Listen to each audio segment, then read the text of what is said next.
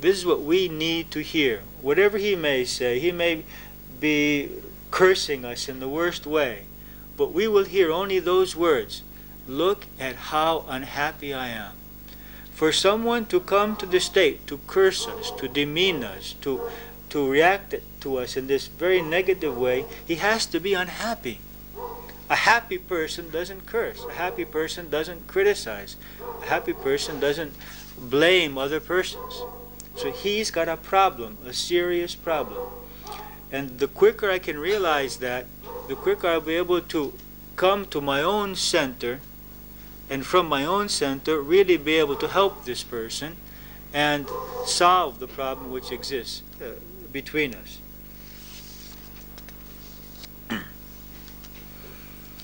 So the first thing that we need to do is to realize that this person is a victim. We may feel the victim. We may feel that we are being done injustice. But this person is also a victim. He's a victim of his beliefs. He's a victim of his programming, a victim of his fears, a victim of his lack of positive self-image, which causes him to be a negative person.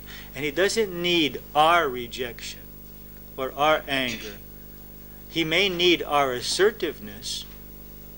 He may need for us to be able to inspire in him respect for us, but he also needs our love and our understanding. And to understand that his mechanisms, his functioning is mechanical. It's not conscious. We've talked about mechanical reactions, like the mechanical reaction of when the doctor hits the point on our knee, which causes a reflex action in our leg. And so these emotions and these ways of behaving are reflex actions which do not pass through his conscious mind. They're subconscious and he has no control over them. So the first thing we need to do is to understand why this person is the way he is. The second thing which we need to understand is why it bothers us. These are two completely separate things. Why he is the way he is his past. Why it bothers us for him to be the way he is our lesson, is our past. And so we are affected by a negative person to the degree of our own fear or our own negativity. That is, we are affected by the anger of another person to the degree that there is anger within us, or to the degree that there is fear of anger within us. We are affected by the jealousy or the egotistical behavior of another person to the degree that there is that behavior within us, or to the degree that we fear that. So we are affected by the negativity of another person to the degree that that negativity does still exist within us, or that to the degree that we fear that particular kind of negative behavior.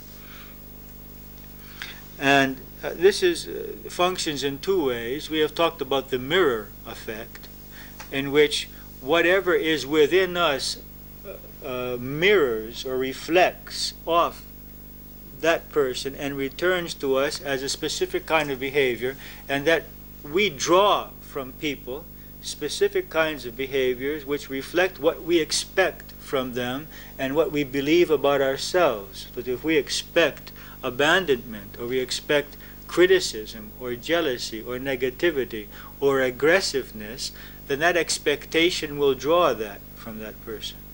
And on the same way, through mirroring or through sympathetic vibration, if we have those qualities within us, then that will also reflect off the other person.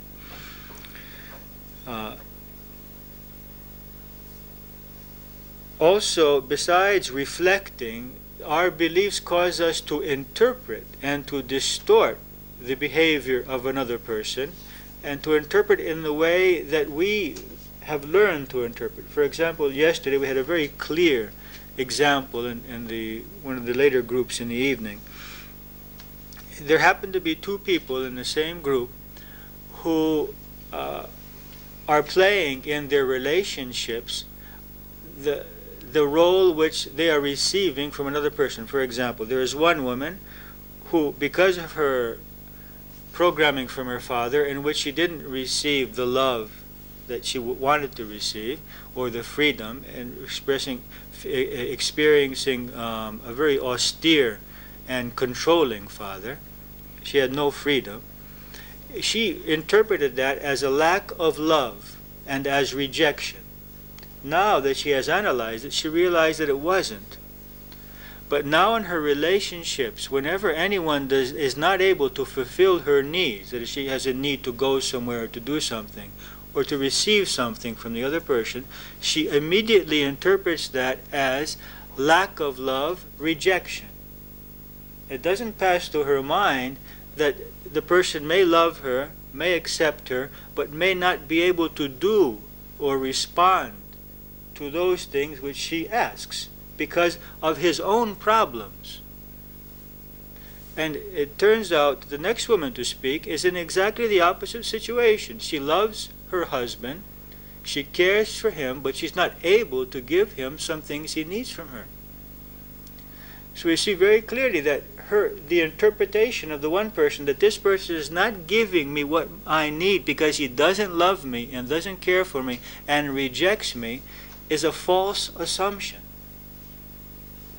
And it's a programming which was programmed into the child's mind at an early age, and now causes her at every time when someone is not able to give her what she needs to believe that this is a rejection.